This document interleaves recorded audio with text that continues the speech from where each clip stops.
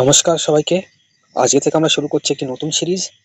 সেটা হচ্ছে upper primary TET এবং আপার প্রাইমারি টেট যারা আর্টস থেকে দিতে চাইছেন তাদের সোশ্যাল স্টাডিজ পড়তে হবে।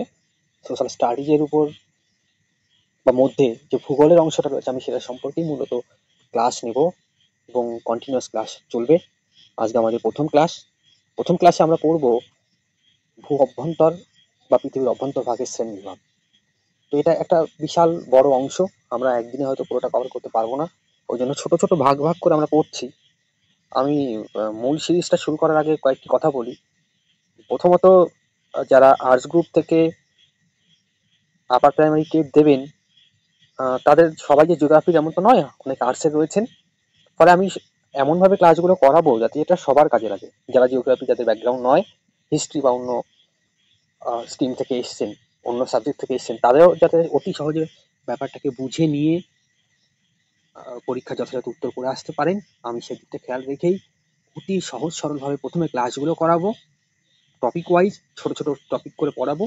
পড়ানোর পর যখন একটা পুরো টপিকটা শেষ হয়ে যাবে, তার উপর বেস করে টপিক শেষ হয়ে যাওয়ার পরে এমন কিছু ক্লাস আমি নেব যে সেখান থেকে কি প্রশ্ন আসতে পারে, সেই প্রশ্নগুলো এলে তার কি উত্তর হবে সে সম্পর্কে আলাদা ক্লাস নেব। তো যাই হোক, এটা ছিল ইন্ট্রোডাকশন।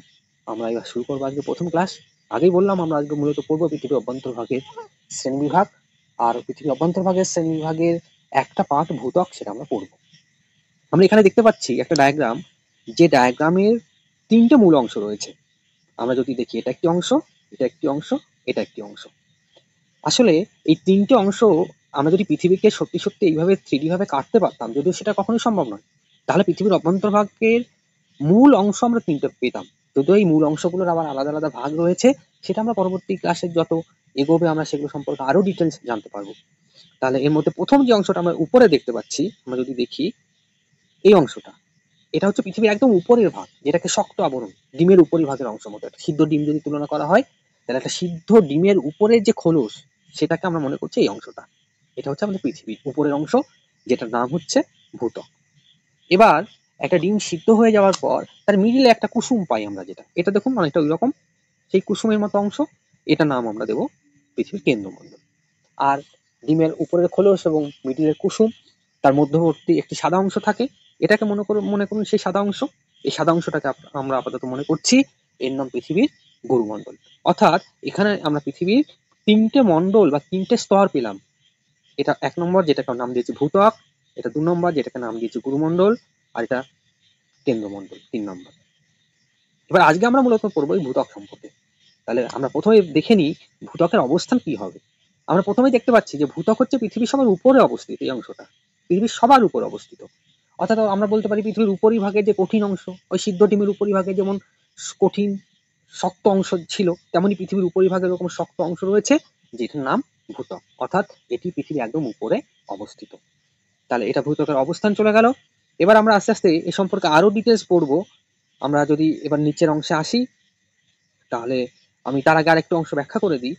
দেখুন, এটা আমরা পৃথিবীর একদম পৃথিবীর সকল স্তর এই অংশের মধ্যে আমরা দেখিয়েছি।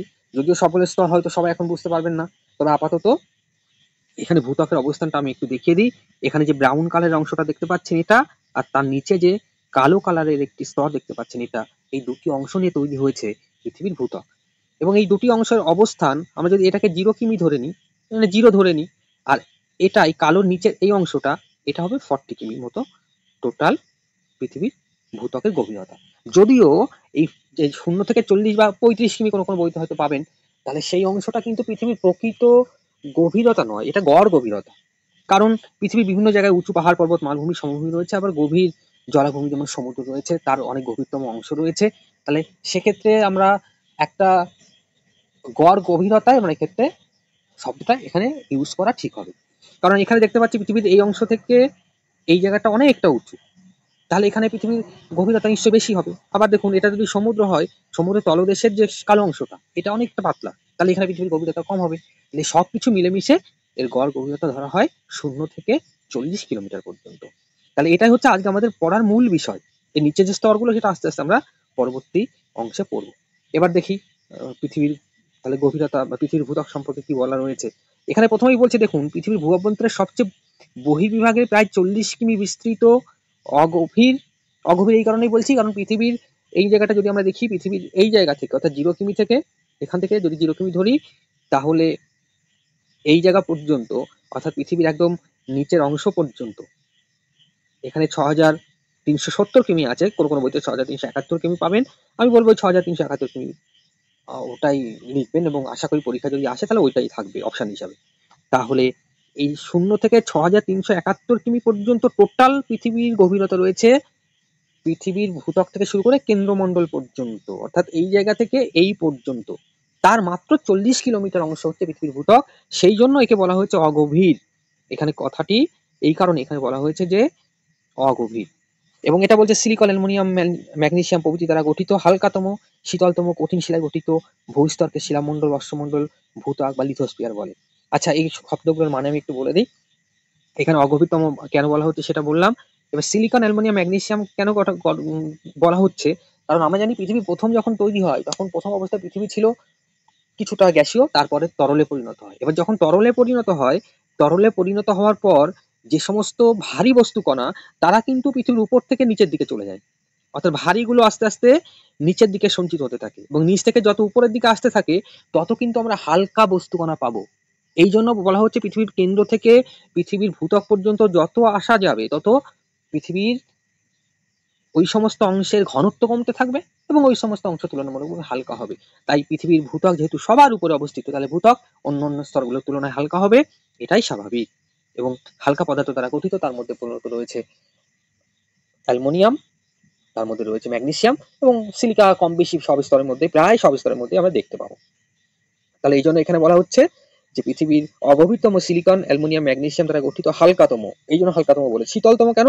কারণ শীতলতম এই কারণে বলা হচ্ছে এটা পৃথিবী সবার উপরে অবস্থিত, ফলে এখান থেকে তাপ বিকিরণ করে সহজেই তাপ বাইরে চলে গেছে, কিন্তু পৃথিবীর ভেতরের অংশে তাপ এখনো ভেতরেই রয়ে গেছে। এই অংশটা যদি আমরা দেখি তাহলে ভেতরের অংশের তাপ, এই অংশগুলোর তাপ কিন্তু এই ভেতরেই রয়ে গেছে, এরা কিন্তু এই কঠিন অংশকে ছাড়িয়ে বাইরে বেরিয়ে আসতে পারেনি।